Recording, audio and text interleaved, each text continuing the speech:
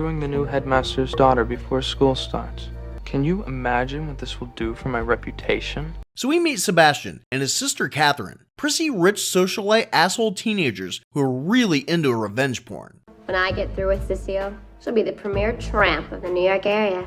Picked up on a little bit of that lesbian vibe. But where Katherine's main hobby is cocaine, Sebastian's is writing in his journal. And even though they both use sex as a weapon, they are way too concerned with their reputations. What have you heard? And they have different ways of showing it. See, Sebastian's rep is that he can do whatever the fuck he wants, and there's never any consequences. While Katherine hides all her shit and pretends to be perfect. I'm the Marsha fucking Brady of the Upper East Side, and sometimes I want to kill myself. If there are no consequences, then why would she hide it? She likes being liked. You will be discreet about this. But since this teenage boy is bored with all the sex he's having, he decides he's gonna do the bedroom rodeo with the new headmaster's daughter before the new semester starts. She's one of those save herself till marriage types and believes it so much that she was interviewed about it for a magazine. Rude. Who would read that? Almost exclusively guys who see it as a challenge. She'll be my greatest victory.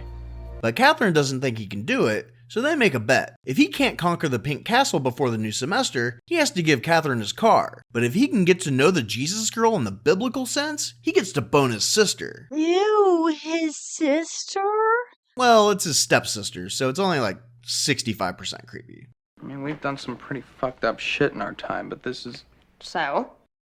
Well, he turns down her offer of letting him park the beef bus in Tuna Town, but then she says he can take the Hershey Highway, and he's like, okay. You got yourself a bet, baby. I mean, can you imagine the humiliation your father's gonna feel when he finds out his pride and joy is a fudge packer? You think he'll like it? Oh my god, he'll love it. So the new headmaster and his wife are still in Kansas, but for some reason, they've sent their teenage daughter to live with Sebastian's aunt for the summer. So Sebastian decides to stay there too. But when he meets her, he finds out that somebody warned her about him. I now plan to devote all my energies to destroying the douchebag. So he goes to his friend to try to figure out who it could be. And there just so happens to be a closeted gay football player that hooks up with his friend from her hometown. It's me, Greg, the Gregster. The Gregster? I am so calling you the Gregster. Little girl, do you remember what happened to Jeremy? Crash landing! Oh! That's what's gonna happen if you call me that. You suck at babysitting. Anyway, they set him up, but pretty quickly realized that this guy Suck it, you dumb bitch! is not capable of this. Even more treacherous than he is attractive, he has never uttered a single word without some dishonorable intention. What was I thinking?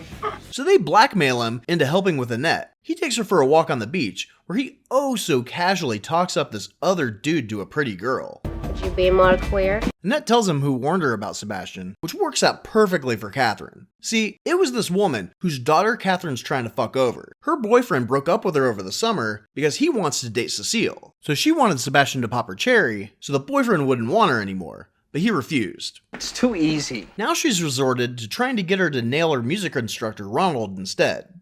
I know. She's so young and he's so black. Christ, is she for real? But since Mama pissed Sebastian off, he's more than willing to play hide the sausage with her kid now. Oh, that's beautiful. So Katherine gets Ronald fired, but promises to help him do the no pants dance with Cecile, while Sebastian acts as her sexual training wheels. Think of Sebastian as a tutor. Let him instruct you. He convinces her to come over and write Ronald a letter, but gets her drunk and then blackmails her into letting him kiss her. Oh! The next day, when she complains to Katherine, she's like, so what? And it takes about a minute for Cecile to go from realizing what happened last night was really fucked up to thinking she's one of the cool kids. Secret society. So she jumps right into her training, That's what you call it. which Sebastian is enthusiastically helping with, while he deals with the ramifications of his bet. Want a blowjob? No. He's starting to have feelings for Annette, and when Katherine sees this, she taunts him so he'll try harder. But doesn't she want to win the bet? Sort of. If she wins because Sebastian can't get her to do the devil's tango, that would be fine. But if it's because he's dating her for real, that's where she has a problem. She can't have the one person who knows all of her crap tight with the headmaster. Everybody loves me, and I intend to keep it that way. So Sebastian goes back to trying to dance in the sheets with Annette. And since he saw a small weakness, he decides to pull out the oldest trick in the book. He tells her he loves her. are gonna have to spend the rest of your life knowing that you've turned your back on love. See, she's a nice person, so he tells her that she's hurting his feelings by not riding his baloney pony. So this girl, who was in an article about the importance of not having sex, is ready to give it up after about a week. You have abandoned the principles that bound us together. I must say, I found it rather appalling. And once she makes up her mind, she does not hesitate and is like, give me that dick. I don't think that bothered him so much. But when she does, he feels bad and leaves her with blue balls. That's how I feel! That's how I feel! In the morning, she goes to stay with yet another family in this state that she's never lived in, but before she gets there, Simon finds her. Hey, what are you stalking me or something? I like to think of more like obsessively shadowing. And she is so impressed with his stalker skills that they bang. Duh. But this is different, because this is love banging. And he even walks her out to a limo after, and the next day buys her flowers. Most of the boys that matriculate at Manchester are very upstanding gentlemen. It's hard to believe that there was once a period in my life when the only thing I could think about was sex. But when Simon hears noises in his sister's room, he interrupts and finds out she's doing the tube snake boogie with Ronald, who claims to be in love with Cecile. You do get dumped for the innocent little twits. When he leaves, she's ready to settle up the bet, but he doesn't want to, and she does not take this rejection well. My feelings were hurt. But she must think that he rejected her because she was just letting another guy jam her clam, because she gives him another shot later. And when he rejects her again, she makes him realize that he's gonna ruin Annette's reputation, so he breaks up with her. God, are you a chump? And when he goes to collect his winnings, she's like, nah, I just wanted you to break up with your girlfriend. Bye! I'm a fool. And now that Annette won't talk to him, he gives her his journal and then stands outside staring in her window. Like a creep.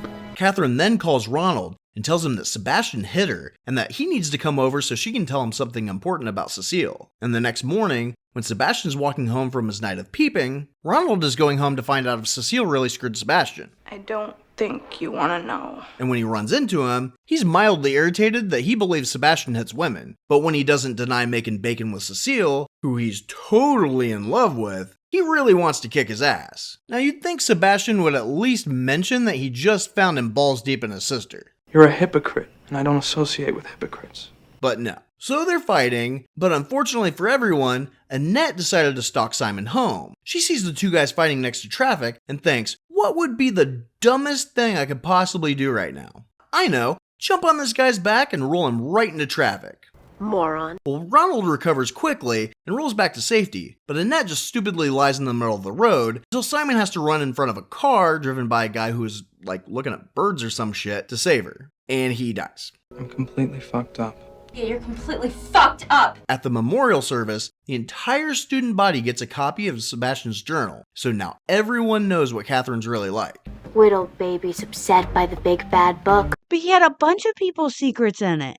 Shut up. Now that Simon's dead and Catherine's finally getting her comeuppance, it's like everybody they fucked over is fine with their crap being spread all over school. I mean, Cecile's even passing out the fucking books. That nosy bitch, are you sure? So they outed the gay guy?